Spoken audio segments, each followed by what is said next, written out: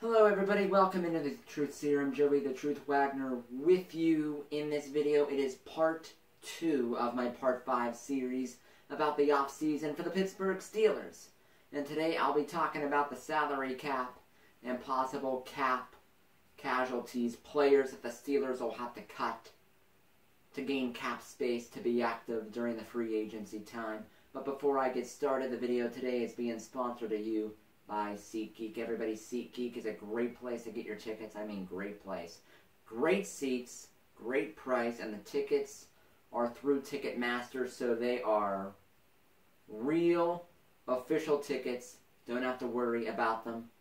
Pretty simple. Go on, get your tickets, use the code Joey Wagner. You'll get 20 bucks off of your first order. But let's get into the cap predicament for the Pittsburgh Steelers. So, Steeler Nation, I have read a good bit about the cap space for the Pittsburgh Steelers, and before I read this information, I thought, oh, the Steelers will finally have a lot of cap space this year. And I figured they'd have a lot of cap space because the Antonio Brown dead cap money would come off the cap. Well, it's true that it's coming off the books. But what is not true is that it'll free up cap space. It's not. The Steelers, with the contracts they have with Roethlisberger and Pouncey and DeCastro and Hayden and all these players at 10+ million cap hits, cap space really isn't there for the Steelers. Coming in the free agency, depending on where you read, whether it's on Spot Track or on Sports Illustrated, Steelers really don't have any cap space at all. They only have about maybe $5 million in cap space. That's it. That's it. Not a lot at all. So, for the Steelers to be able to keep some guys like Bud Dupree, who's going to want $16 million a year, Steelers only have $5 million in cap space.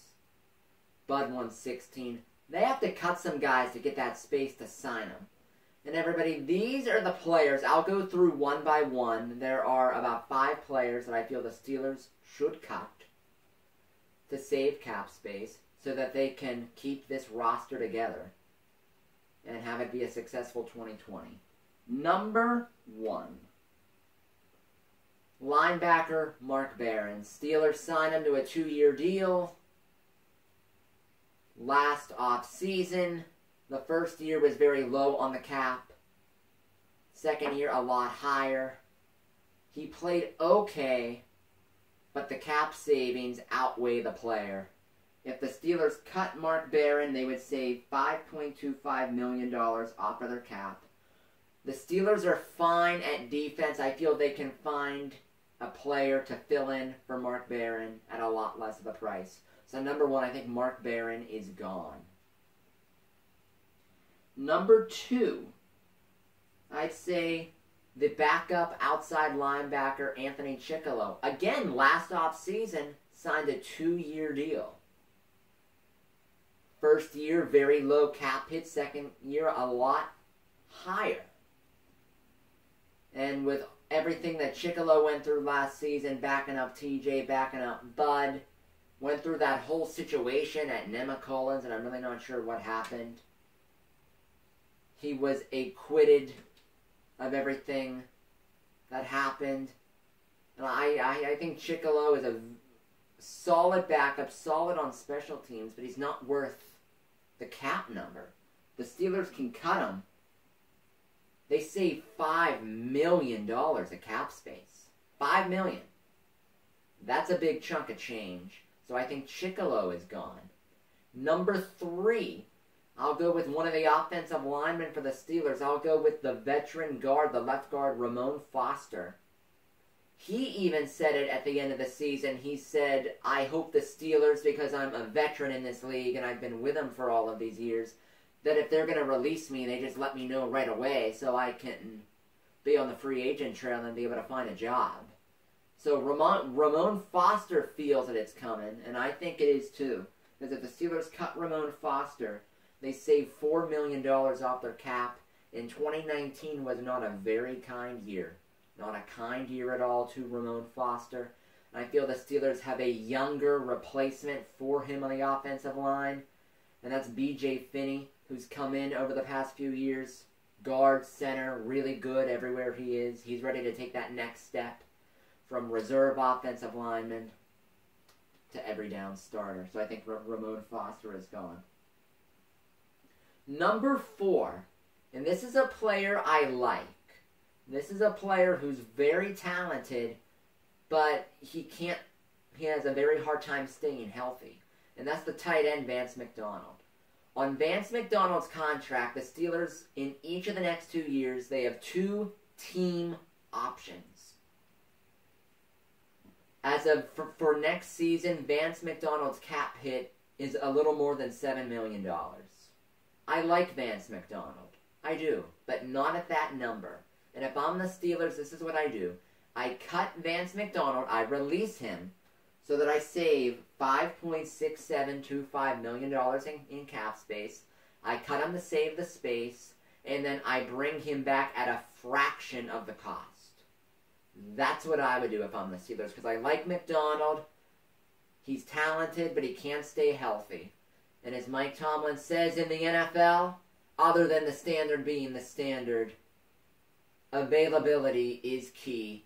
So I'd release Vance, and if I can get him back for a lower number, I would. And the last player that I'd look at, punter Jordan Berry. I can understand paying kickers a lot of money, because when they kick, you score points, and they can win you football games with a game-winning field goal. They directly influence points on the board. Punters can, but not nearly in an obvious way like a kicker. Punter is the one position in football where you should be able to have a guy on a league minimum salary every year, unless he's the best in the league. Like a Sam Cook, or a Sam Dixon, or a Michael Dixon in Seattle, or a Johnny Hecker with the Rams. Unless they're top elite, I'm not paying a punter more than the league minimum. If the Steelers cut Jordan Berry, they save $1.8 million off their cap. They can get a young replacement on the league minimum and use the cap space somewhere else. So if I'm the Steelers, friends, these are the 5 guys I would look at to let go. Mark Barron, Vance McDonald, who I'd bring back at a lower price, Anthony Chickillo, Ramon Foster, and Jordan Berry. There you have it, Steeler Nation. And as always, everybody, thank you so much for watching. Please click that like button so I know that you're enjoying the content. Please subscribe to the channel if you're brand new. If you subscribe, make sure you click the bell to be notified of when any videos are posted. And if there are any other Steeler players you think should be cut or released, I want to hear about them. I want to read about them.